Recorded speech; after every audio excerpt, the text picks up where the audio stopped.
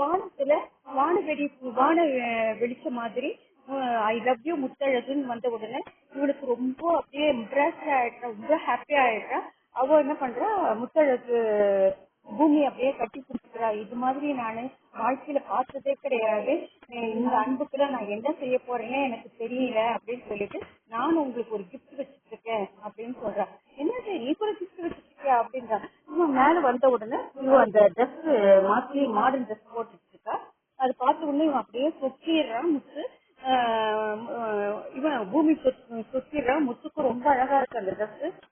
அப்புறம் இவன் என்ன பண்றான், இவன் ஒரு கோல்டு செயின் எடுத்து அவ கழுத்துல போடுறாங்க. கோல்டு செயினா அப்படின்றா. என்ன கோல்டும் இதுவும் இது என்ன புதுசா, அதுக்குள்ள லாக்கெட் இருக்குது பாருங்க அப்படின்ட்டு லாக்கெட் திறந்தா இவளும் சரவணனும் பூமியும் இருக்கிற ஒரு போட்டோ இருக்கு. அதை பார்த்துட்டு நீங்க எப்பவுமே உங்களுடைய இதயத்துல நாங்க இருக்கணும்ன்றதுக்கு தான் நான் இது மாதிரி பண்ணிட்டு இருக்கேன் அப்படின்னு சொல்றேன். இதுல என்ன சந்தேகம் நிச்சயமா இப்படிதான் நடக்கும் அப்படிங்கிற போது இங்க தனத்தை இவங்க வீட்டுல சொன்னமா இங்கேயே தங்க சொல்லிட்டாங்களா, அதுக்காக தனம் வந்துட்டு இருக்கா. அப்போ ஃப்ரெண்டு வரா, நீ மேற்பட்டு இந்த தனத்துடைய ஆட்டத்தை பாரு, இவங்க வீட்டுக்குள்ளேயே இருந்து இவங்க பெரிய பணக்காரங்கன்றதுக்காக என்னை எவ்வளவு படுத்துனாங்க, அதெல்லாம் கொஞ்சம் கொஞ்சமா நான் எப்படி மாத்திரம் பாருன்ட்டு இவன் ஒரு சபதம் எடுத்துக்கிறான். யாரு மனசுக்குள்ளேயே ஒரு வெறி வச்சுக்கிறா. அப்போ அவங்க மேல இருந்து வராங்க, தனத்தை பாக்குறாங்க. தனத்தை பார்த்த உடனே தனம் உள்ள வர, நீ என்ன அப்போ இவ சொல்றா நீ போய் அந்த கிச்சன் பக்கத்துல இருக்கிற ரூம்ல தங்கிக்கோ அப்படின்றா.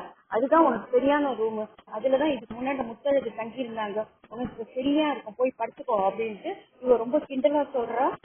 அஞ்சலி இப்போ என்ன பண்றா, இந்த ட்ரெஸ் எல்லாம் போட்டுட்டு வந்து இது செயின போடுறானா கட் பண்ணிட்டு இங்க காமிக்கிறாங்க. இங்க இவ செயின் எல்லாம் போட்டுட்டு வரும்போது இவங்க அமுதனும் இவ்வளவு வராங்க. அமுதனும் ஸ்வேதாவும் வராங்க. வந்து பார்த்தாங்கன்னா கதவு மூடி இருக்குது. தட்டுப்படிமா சங்கோச்சமா இருக்கு. 12 மணிக்கும் வந்து ஒரு கப்பலுடைய கதவை தட்டுறதுக்கு அவளுக்கு ரொம்ப கூச்சமா இருக்குது. ஆனா போயிடலாங்க அப்படியே அப்படின்னு அமுதன் சொல்றான். நம்ம அப்படியே போய் நம்மளுடைய வசதியை கொண்டாடலாம். ஐயோ உங்களுக்கு எல்லாமே விவசாயே கிடையாது அப்படின்ட்டு கதவை தட்டுறா. கதவை தட்டும்போது இவ ட்ரெஸ் பண்ணிட்டு இருக்கதால, மாடர்ன் ட்ரெஸ் பண்ணிட்டு இருக்கதால இவ போய் பாத்ரூம்ல மறைஞ்சுக்கிறா முத்து. இவளுக்கு ஒரே சிரிப்பு, ஒரு மாதிரி நமக்கு சிரிச்சுட்டு, நான் இது மட்டும் கொடுக்கறதுக்காக வந்தேன், இதை நீங்க பர்த்டே கேக் கொடுக்கறதுக்காக அனிவர்சரி கேக் கொடுக்கறதுக்காக வந்தேன், இதை நீங்க வச்சுக்கோங்க அப்படின்னு சொல்லிட்டு அவங்க சத்தம் இல்லாம போயிட்டாங்க. நல்ல வேலை அது மட்டும் கொடுத்துட்டோம் அப்படின்ட்டு அவங்க போறாங்க.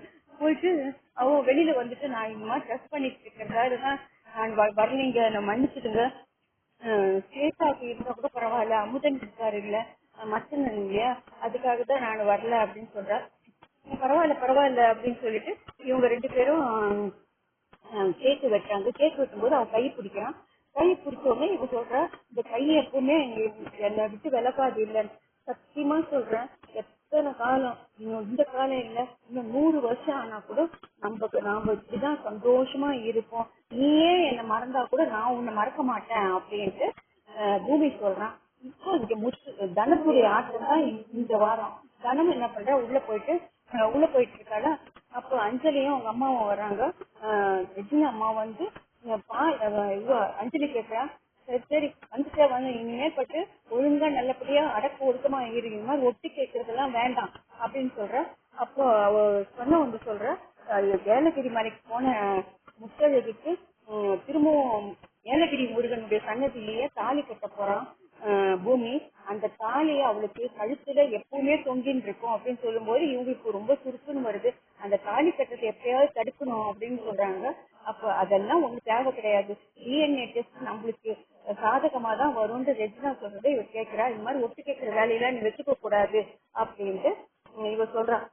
சொல்லிட்டு உன் வேலை உண்டு, நீ உண்டுன்னு இருக்கணும், சூடா பால் கொண்டாங்க அப்படின்றா. ஓ உங்களுக்கு மனசு உடம்புலாம் எரியுதா, இருங்க அப்படின்னு சொல்லிட்டு அதுல நல்ல சோடா இந்த மாவு இருக்கு பாருங்க, ஆப்பு சோடா, அத ஒரு ஸ்பூன் போட்டு கலக்கி கொண்டாந்து இவகிட்ட குடுக்குறா.